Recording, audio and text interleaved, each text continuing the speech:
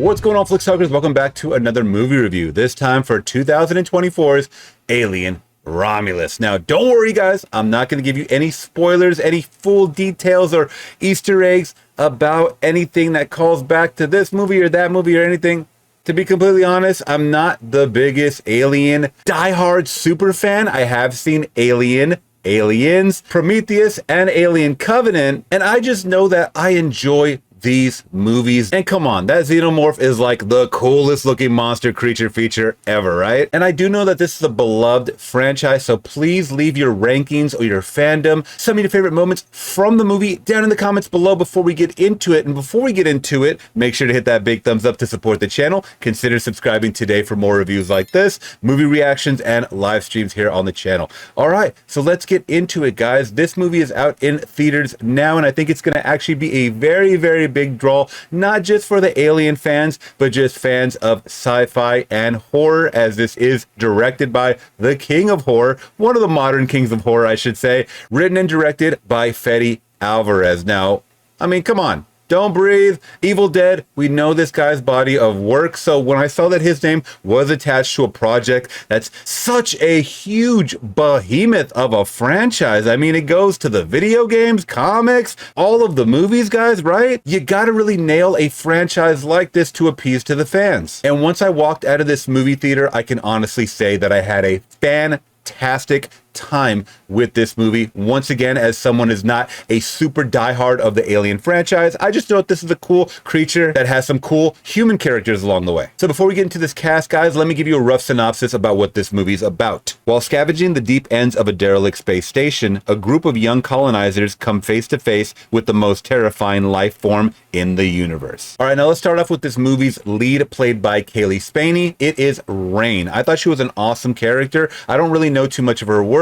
I've seen her more recently in Civil War, and I thought she was fantastic in that movie as far as bringing the emotional depth, and she brought the emotional depth in this movie. She wasn't necessarily a physically strong character or someone that had rage or fight in her like a Sigourney Weaver from the Alien franchise that we know, but she was unique to the story and kind of the mission at hand, and I really like how it kind of played out for her in the end. Now, next up, we have Andy, played by David Johnson. I thought he was also a fantastic co-star in this movie. He's someone that's not really explained in the trailer, but I kind of knew it just as an Alien fan of the first movie and the second movie in particular of who this character was. So if you guys don't know anything about the Alien franchise, I'm not going to spoil who his character is, but I liked a lot of the moral dilemmas that he had to get to help Rain along the way. Also, another actor that I haven't seen any of his work, but he did good in this movie. Now, next up, playing Kay, we have Isabella Merced. Now, I think that this girl is great. She is a star.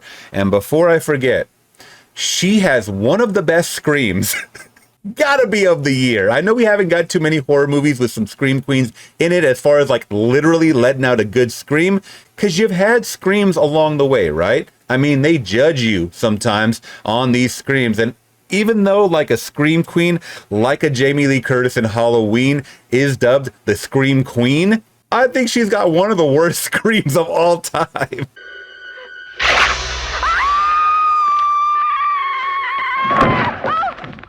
But there is a scene in this movie where Kay lets out a scream, and oh my God, I was like, I could see you in so many future horror movies. Also, she does a good job of playing someone that's along for the ride. At least she's in this friend group, so to speak. They're on a mission at hand, and she's not necessarily a soldier, but when push comes to shove, she puts that gun in her hand. All right, now let's get into this story, guys. There is some side casts that I'm not going to dive too much deep into because I didn't really think that they were the most in the forefront. Yes, everybody gets their screen time. It's just too many to go over. So I'm going to go into the story, guys, of this movie. I enjoyed it because it is very simple. We kind of see a little conflict in the beginning, at least with Rain's character, and we see that she could have a possible out by helping some of her friends along the way, and that's where we get our Alien movie tie-in from the 70s. The set design on everything looked fantastic from what I remember. Like I said, I love Alien, but I've only seen it a few times, and from what I remember, the set looks exactly like this. The suits look exactly like how it was in the first movie. Everything seemed very fluid. I think Fede Alvarez and his team really did a good job with the attention to detail in this movie to once again appease to all the Alien fans. And once they do get on the ship, things start to happen. Obviously, if you guys have seen the trailer, you guys know a lot of the face huggers get released, and this is when mayhem ensues. And that's one thing. If you guys are going to go into this movie, the less is better, because I think that this trailer really showed way too much. Oh my God, you already know who gets the eggs laid in their body, and it's like, you already know who's gonna die. It's just very, very cool and clever to see how Fede Alvarez is gonna work his kind of magic when it comes to the gore department of the aliens popping through the chest. He did a good job in that. So I'm gonna segue into my horror and gore for this movie. And it was fan-freaking-tastic. And I said this in my out-of-theater reaction, was that when this movie got good, it got greater, and it even got better after the fact. It just kept going, man. It just kept going. A roller coaster of thrilling aspect, on the edge of your seat type of stuff. And this has got to be the most chilling movie that I've seen all freaking year. Yes, even more than the overhyped Longlegs. And it was so gross when it needed to be, man. And just, I want to say so much, guys, but I want you guys to really go out and see it and experience it. Definitely needs to be watched in theaters. Even if you're not a mega fan of the franchise, there's so many scares to be had in this movie. The atmosphere is very creepy. When they show that they're out in space, there's literally no sound. There's a cool, creative way that they use zero gravity with the aliens. And oh man, this movie was cool. I don't know what else to say it. I'm not a film snob. I'm not going to pick it apart.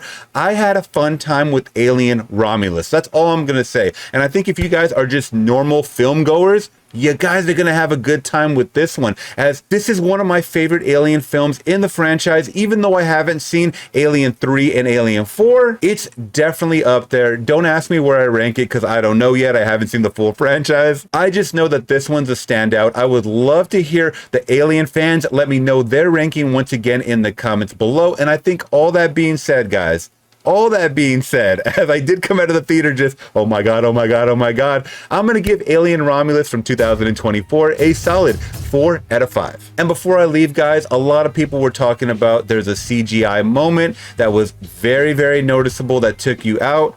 And I gotta agree, it did take me out. They could have done it better, or a practical effect on that part. I'm not gonna let you guys know, because you will see it. But that was a very tiny gripe that didn't take away from the rest of the greatness of this movie. All right, Flickstalkers, have you seen Alien Romulus? Do you guys plan to see it based on my review? Please let me know in the comments below. Let me know your thoughts as well. When you guys do see the film, and before you leave, make sure to hit that big thumbs up and consider subscribing today for more. All right, Flickstalkers, I'll catch you on the next one. I'm gone. Peace.